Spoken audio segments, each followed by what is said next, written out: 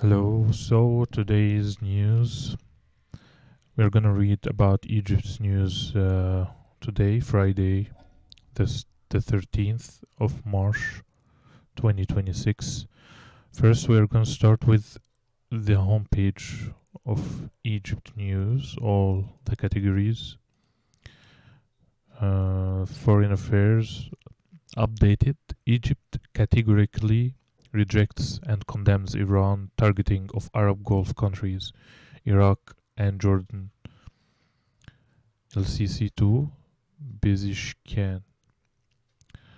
President Abdel Fattah el-Sisi stressed to Iranian President Masoud Bezishkian Cairo's unequivocal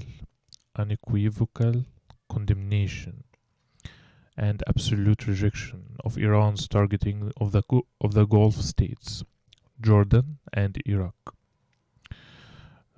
We said before, condemnation or to condemn is يدين شيء يرفض شيء. Absolute rejection الرفض التام رفض الكامل of Iran's targeting of the Gulf states, استهداف دول الخليج والأردن والعراق. Muslim Council of Elders warns Israel's closure of Al-Aqsa Mosque risks escalating tensions. Escalating تصعيد tensions توترات و risks ينبئ أو يخطر أو يعرض شيء للخطر يعني. Muslim Council of Elders warns Israel's closure of Al-Aqsa Mosque risks escalating tensions. Egypt Foreign Minister calls for immediate halt to attacks on Gulf in call with Chinese counterpart. Egypt to continue mediation to end US-Israel-Iran war. Foreign Minister عبد العاطي. Mediation التوسط هيكون وسيط، هيستكمل مصر هتستكمل الوساطة لإنهاء حرب أمريكا وإيران. مين بيقول كده؟ Foreign Minister وزير الخارجية عبد العاطي. Egypt Saudi Arabia urge regional de-escalation to avert complete chaos.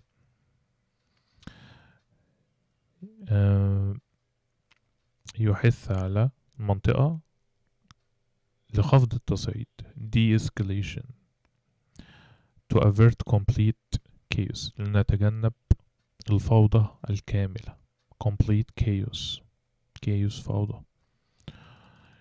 Egypt 7 Muslim majority states condemn Al-Aqsa Mosque closure during Ramadan. So they closed the mosque and 7 Muslim countries or states condemned that. Egypt, Turkey support peace and stability in region. Turkish ambassador. Egypt, Russia foreign ministers discuss UN, United Nations draft resolution on escalating Middle East conflict. Egypt and Russia foreign ministers discuss UN draft resolution on escalating Middle East conflict. الصراع conflict اللي هو الصراع. Egypt foreign minister stresses Sudan institutions sovereignty. السيادة الكاملة لمؤسسات السودان. Discusses regional conflict with Trump envoy. ومباحثات أو مناقشة للصراع الإقليمي مع مندوب ترامب. Egypt urges de-escalation in talks with Iran, Jordan, and Bahrain. Okay.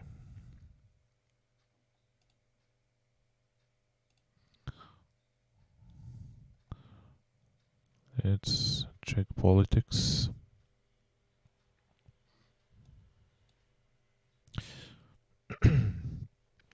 President El-Sisi ratifies reconstitution of Egypt's National Council for Human Rights.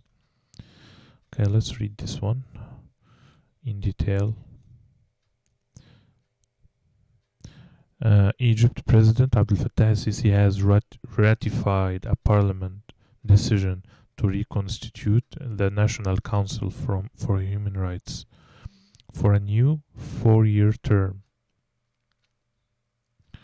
The decision was published in the official gazette on Tuesday. Veteran diplomat Ahmed Ihab Gamal al-Din will serve as the council chair, and Muhammad Anwar Sadat, head of the Sadat Association for Social Development and Welfare, as vice chair. The decree endorses an earlier decision by the House of Representatives passed on 2nd March. Gamal al-Din, a former assistant foreign minister for human rights, succeeds Mahmoud Karim, who had led the council on an interim basis following Mushira Khattab's resignation in June 2025. Resignation اللي هي الاستقالة. The newly constituted 25-member council draws on journalists, academics, and civil society figures. They include Izzat Ibrahim, editor-in-chief of Al-Ahram Weekly and Ahram Online, Wafa Binyamin of Caritas Egypt, Samir Luka, Director General. Okay, and a lot of names.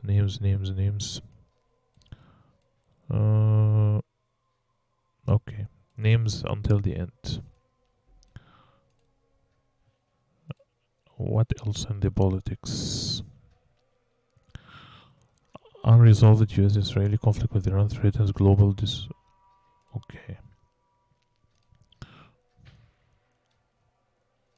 Unresolved يعني مشاكل غير اللي مش محلولة دي أو غير التوصل اللي ما وصلوش فيها يعني الحل. unresolved conflict الصراع الغير منتهي الغير محلول ده الوضع الحالي ده. Unresolved US-Israeli conflict with Iran threatens global order. بيهدد النظام العالمي. President Abdel Fattah el-Sisi warned on Monday that the international community's failure to resolve the current US-Israeli conflict with Iran swiftly through peaceful means عبر الطرق السلمية would pose a grave threat to the global institutional order and erode the confidence of developing nations in the rules-based international system. President Sisi said this via video conference at an emergency meeting of European Union leaders and Middle East heads of state, held as the US-Israeli war against Iran entered its 10th day. The meeting comes amid growing fears of a wider regional confrontation as Iran responded to US-Israeli strikes by launching retaliatory attacks on US bases in Gulf states as well as in Jordan and Iraq.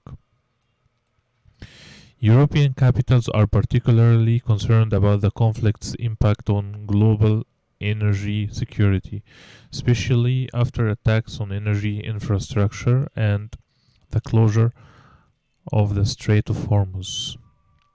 Infrastructure البنية التحتية للطاقة energy infrastructure,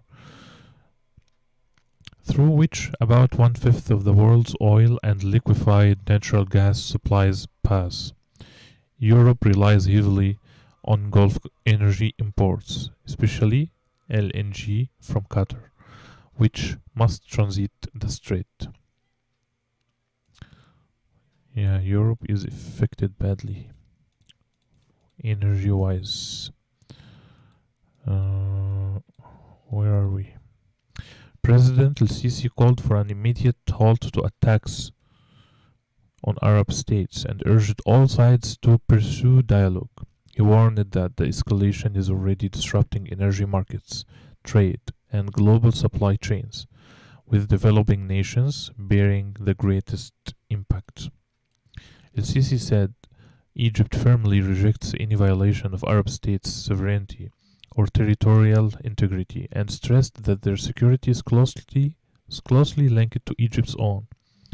We emphasize the need for an immediate end to all attacks on our brotherly Arab states, he said, re- reiterating that crisis must be resolved through peaceful means and calling on all parties to exercise restraint. ضبط النفس, restraint. Diplomacy, he said, is the right option for achieving regional stability. El-Sisi warned that continued inaction could weaken international institutions' ability to manage future crises with potentially lasting consequences for global stability. Inaction. It's like the opposite of making an action, it's inaction, not doing anything. He also reaffirmed Cairo's commitment to the UN Charter and its founding principles, including respect for state sovereignty, non-interference in internal affairs, and the prohibition on the use of force. The international community has a shared responsibility to work together to defuse this crisis, El-Sisi added. Egypt, he said, will continue working with all relevant countries and parties to contain the escalation, reach a peaceful solution, spare the region further instability, and protect its long-term prospects. El-Sisi also welcomed the European Union's role in mediating regional and international disputes and pledged continued coordination with Brussels under the framework of Egypt's comprehensive strategic partnership with the bloc.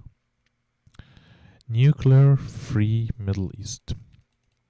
El-Sisi renewed Egypt's call on Monday for establishing a nuclear weapons-free zone in the Middle East, warning that unresolved regional crisis could trigger an arms race and military escalation that would destabilize the wider global economy. He reiterated that the nuclear non-proliferation system must be applied fully and without selectivity, in line with the international law and relevant United Nations principles. Egypt, he added, has long warned that the absence of lasting political settlements, including on nuclear proliferation, poses a direct threat to the region's security. Cairo has recently urged all parties to pursue a comprehensive and peaceful resolution to Iran's nuclear program, building on its earlier diplomatic role, the president said. Egypt's efforts contributed to a 2025 agreement between Iran and the International Atomic Energy Agency, reached at a ministerial meeting hosted in Cairo on 9 September that year, aimed at strengthening confidence-building measures between Tehran and the agency. El-Sisi also reviewed Egypt's efforts to de-escalate tensions and return to diplomacy, warning that further expansion of the conflict could extend beyond the region, threaten global energy security and slow recovery from the economic effects of recent pandemics and military conflicts. Okay.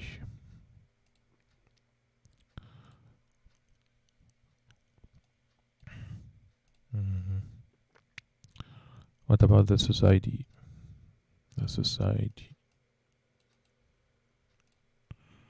Egypt declares from 19 to 23rd of March paid Eid al-Fitr holiday for private sector workers. Egypt's Minister of Labor Hassan Raddad announced on Thursday that private sector employees will receive a paid official holiday from 19 to 23rd of March for Eid al-Fitr, aligning the break with the dates previously declared for public sector workers.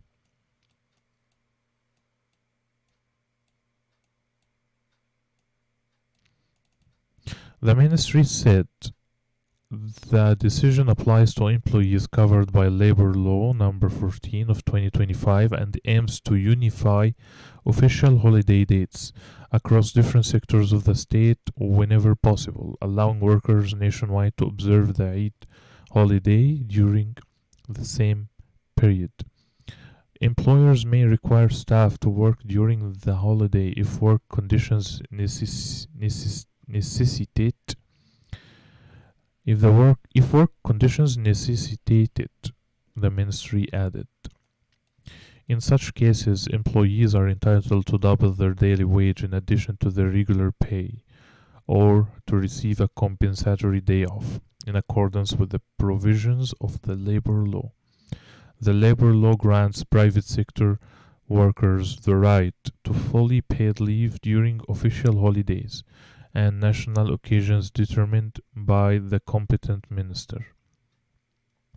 The announcement follows a decree by the Prime Minister, which declared the period from Thursday, 19 March to Monday, 23rd March, 23rd of March, a paid holiday for employees in ministries, government agencies, public authorities, local administration units, and public sector and public business companies for Eid al-Fitr.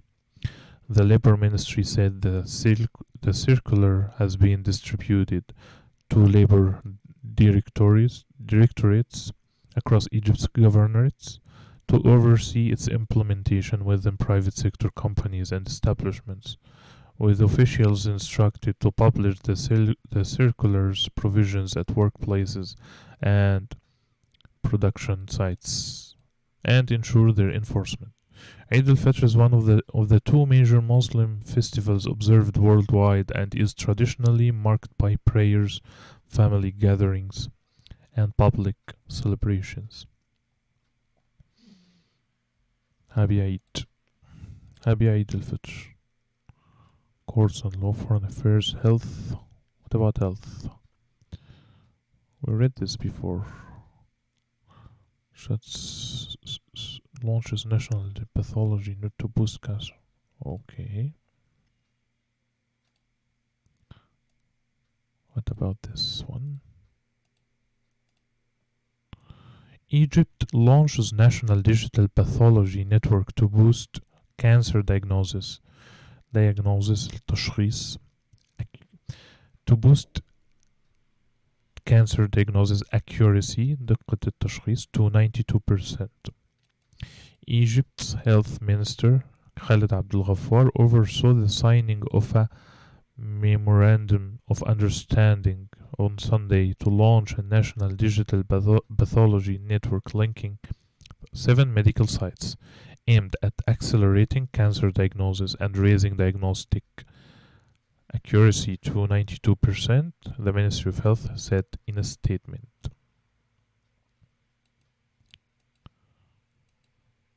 Related, Egypt, France discuss providing cancer treatment to Gaza patients. Study links some food preservatives to higher diabetes and cancer risks.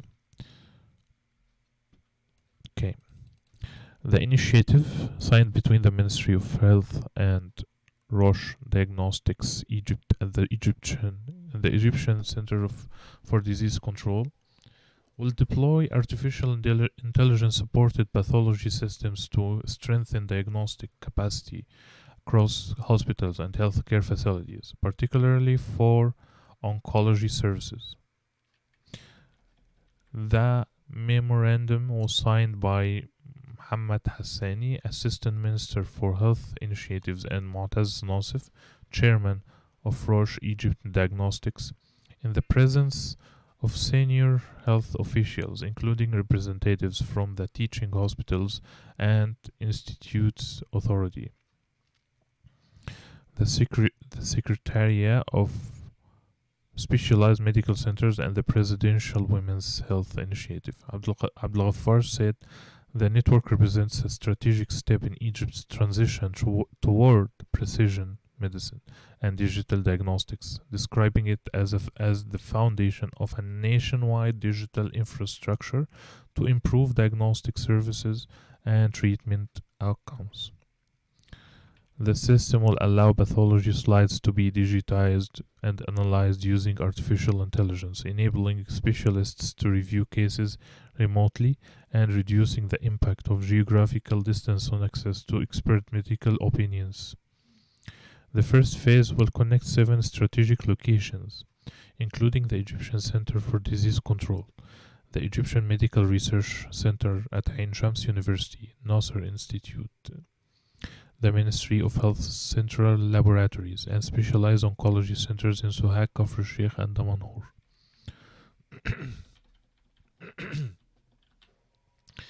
Health officials said that technology is expected to increase diagnostic accuracy from 85% under conventional methods to about 92%, with sensitivity reaching 96.3% and specificity 93.3%. Artificial intelligence can also detect about 5% of cases that may be missed by the human eye, according to the ministry.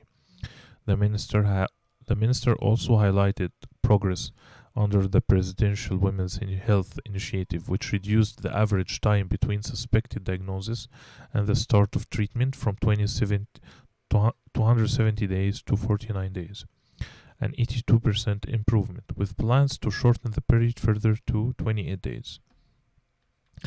Abdul Ghaffar said the digital pathology network would help accelerate diagnosis and improve early detection, noting that the proportion of cases detected in the first and second stages of disease has risen from 35% to 70%. The minister described cooperation with Roche and AstraZeneca as a model of public-private partnership supporting Egypt's healthcare modernization efforts, adding that the network could help position Egypt as a regional center of excellence in medical diagnostics across the Middle East and Africa. Following the signing ceremony, Abdel Ghaffar toured laboratories at the Egyptian Center for Disease Control to review the digital systems and artificial intelligence algorithms used by pathologists to analyze full histopathology slide images with high precision. Egypt has expanded several large-scale digital and early detection initiatives in recent years as part of a broader push to modernize the healthcare system and improve diagnostic capacity nationwide. The Presidential Women's Health Initiative, launched in 2019, is one of the largest national screening programs in the region.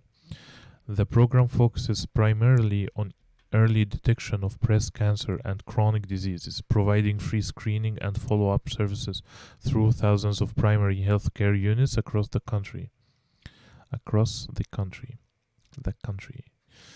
Millions of women have been screened under the initiative, which relies on digital medical records and integrated referral systems linking primary care units with the specialized treatment centers.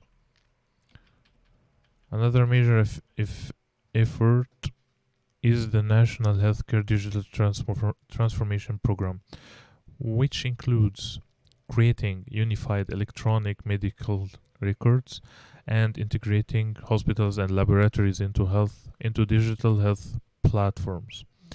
These systems allow physicians to share diagnostic data, imaging results, and laboratory test results across institutions, improving care coordination and reducing diagnostic delays. Egypt has also invested in a national laboratory and disease surveillance infrastructure, including the establishment of the Egyptian Center of Disease Control, designed to strengthen epidemiological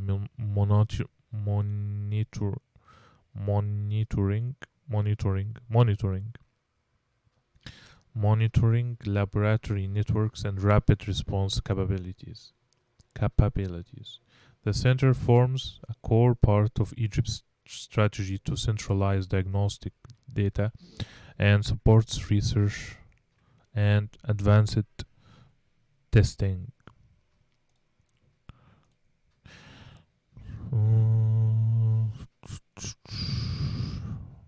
There's no sports in Egypt.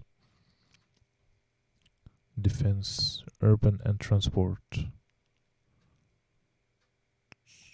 Okay, let's read. This is the last one. El-Sisi reviews aviation sector disruptions, airport upgrades amid regional escalation. President Abdel Fattah el-Sisi reviewed the impact of the ongoing US-Israeli war on Iran on Egypt's aviation sector on Tuesday, as officials warned of disruptions to flight operations and air traffic across the region.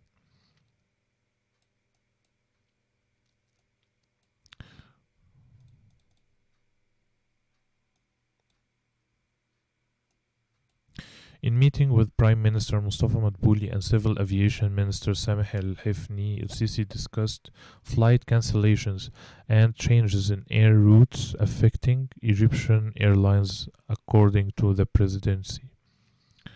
El-Sisi also held a second meeting with El-Hifni, Major General Walid Arif, head of the Armed Forces Engineering Authority, Major General Khalid Abdullah, head of the Armed Forces Financial Affairs Authority, and Suhair Abdullah, chairwoman of Egypt Air In-Flight Services Company. Authorities are monitoring the wider implications of the conflict for the aviation sector as airlines across the Middle East adjust routes and schedules. The meetings also reviewed a series of airport development projects, including plans to expand capacity at Cairo International Airport.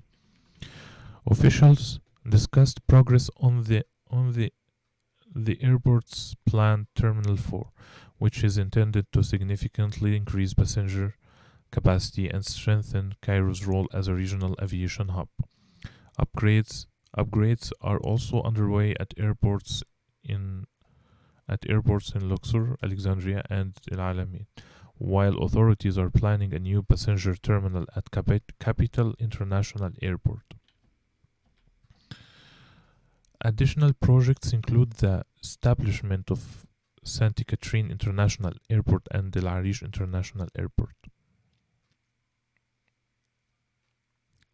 Officials also discussed plans to privatize the management and operation of Egyptian airports as part of broader efforts to attract local and foreign investment into the aviation sector.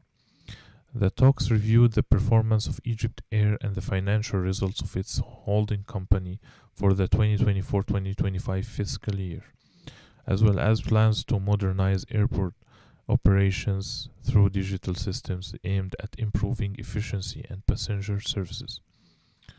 Authorities are working with the Interior Ministry to expand the use of electronic passport gates and Cairo International Airport and gradually phase out the paper arrival card system.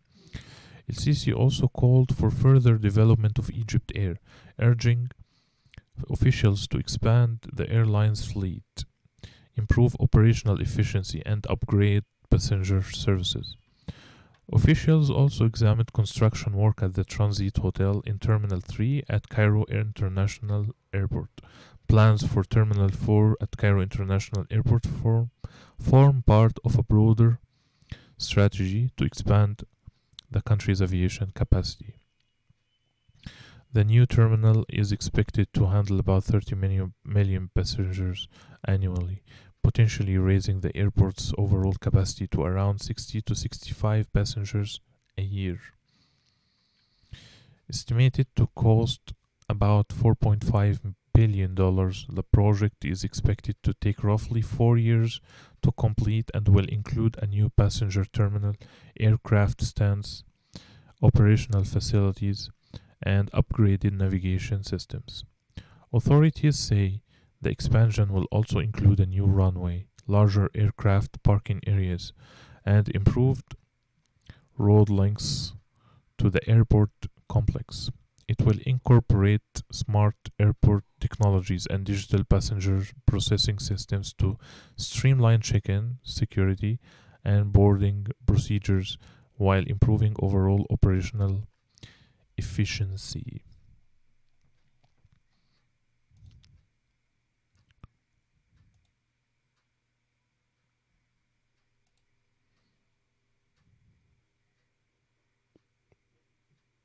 Oh.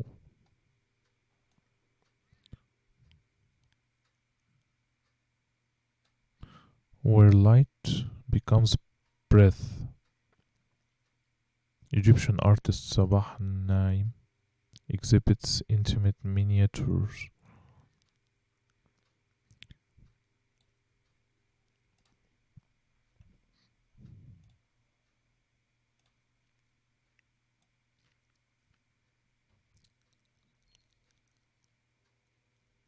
The, exhi- the exhibition the exhibition Scent of Light by visual artist Sabah Naim at the Difaf Gallery stands as the visual testimony testimony to a pivotal stage in her personal memories.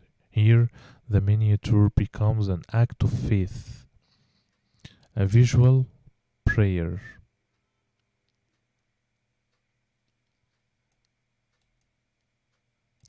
Visual artist Sabah Naim unfolds a universe where each work seems to suspend time, inviting the viewer into a sensory journey far from the turmoil outside.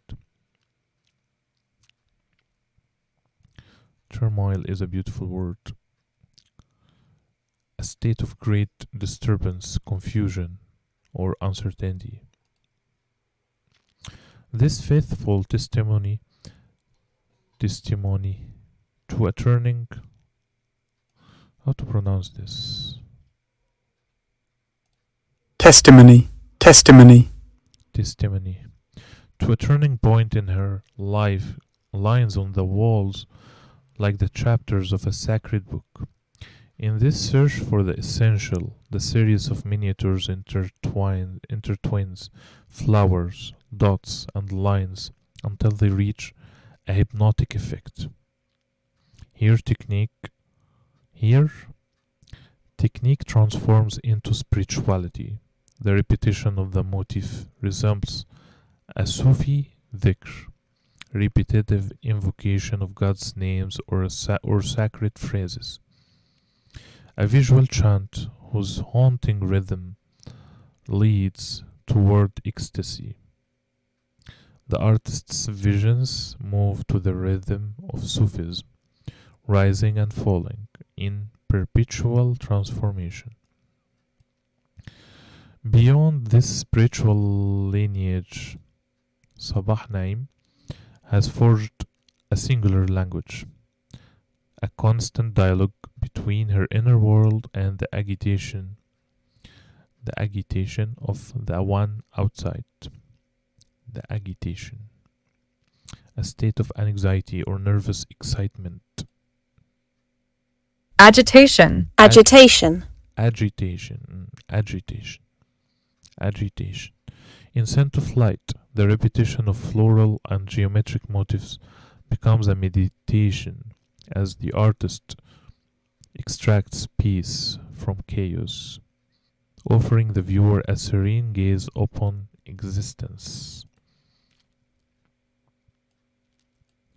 I do not see the light, I breathe it.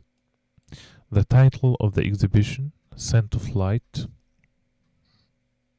sounds like a poetic verse. For Sabah Naim, light is not an optical phenomenon, but an olfactory and tactile sensation.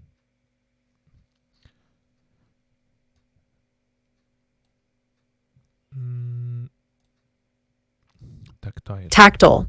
Tactile Tactile. Tactile, connected with the sense of touch. Olfactory, relating to the sense of smell. Tactile, olfactory, olfactory, olfactory, factory. olfactory, I cannot see the light, I feel it, I sense it, I breathe its fragrance. The artist explains. This sensory approach transforms her abstract compositions into true silent narratives. In the image of an open notebook, hundreds of small yellow, orange, and blue flowers vibrate like a visual chronicle of intimacy. This pictorial diary captures a pivotal period in Naim's life, a tribute to the maternal figure, where drawing becomes a sensitive archive of memories. Archive or archive? Archive. At the bedside of her ill mother, art became for her far more than a practice. It became a sanctuary.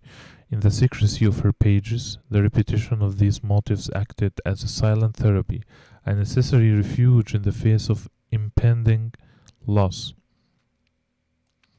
The flowers intensely present in my work and are not the flowers intensely present in my work are not simple ornaments but a true vital force. They are the symbol of an aesthetic resistance.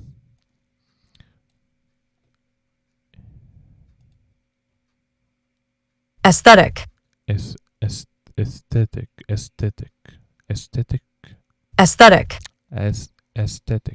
Aesthetic. Aesthetic resistance. One that opposes the harshness of pain of reality. For me, they are also a metaphor for the woman, she adds. By capturing the pulse of her own world within this refuge, Naim chose the challenge of the small format. Her works, executed with the precision of an illuminator, compel the viewer's gaze toward proximity and intimacy. Within this limited space, every detail beats to the rhythm of her own life. A transcended realism. Naim does not simply document reality, she embellishes it. She heals it. Where there is distress, she plays a joyful touch of acrylic. Where there is noise, she imposes geometric silence. Her works are silent words, a form of writing without letters that nevertheless expresses anxiety, joy, and hope.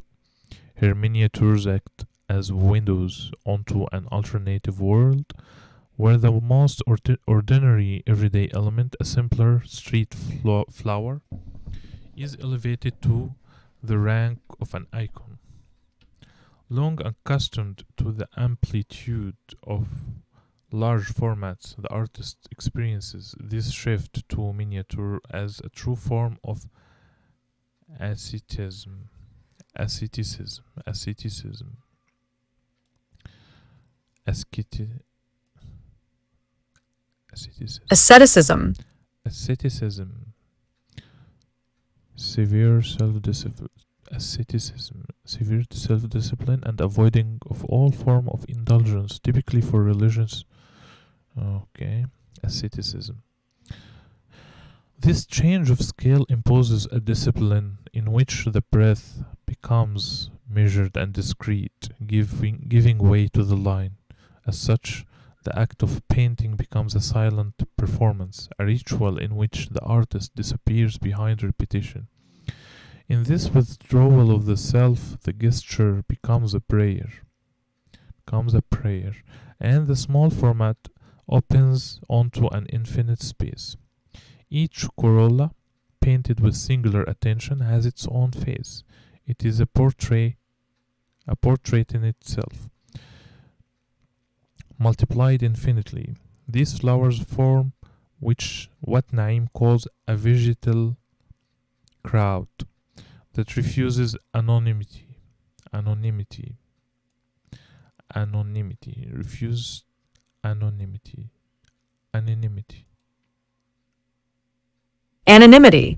Anonymity. Refuses anonymity. Through this multitude, the artist creates a collective harmony in which each entity, no matter how tiny, finds its place and its light, echoing a humanity reconciled in the serenity of a shared garden. Reconciled. Reconcile. Reconcile. Reconcile. Reconcile.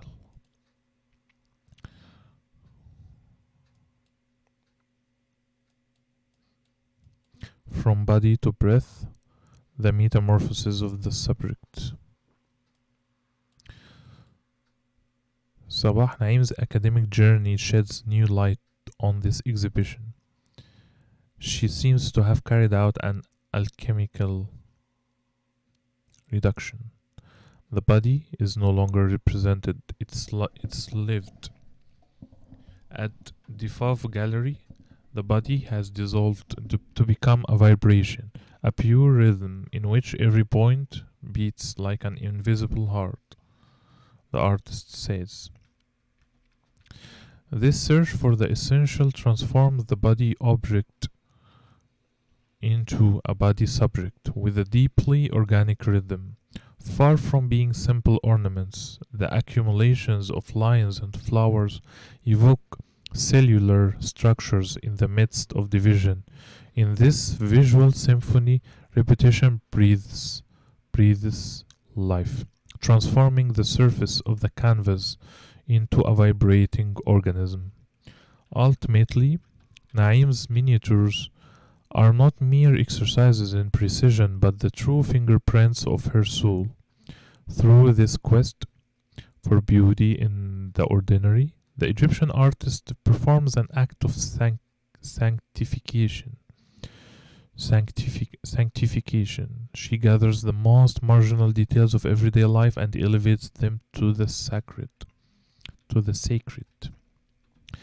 In the silence of the gallery, these fragments of light reminds us that immensity is not always found in the grandiose, but in the infinite attention given to the world. The artist thus offers us a final lesson in seeing, learning to perceive eternity in the beating of a petal or the simple vibration of a dot. The exhibition continues at the Difaf Gallery until 31st of March, 11 a.m. to 9 p.m.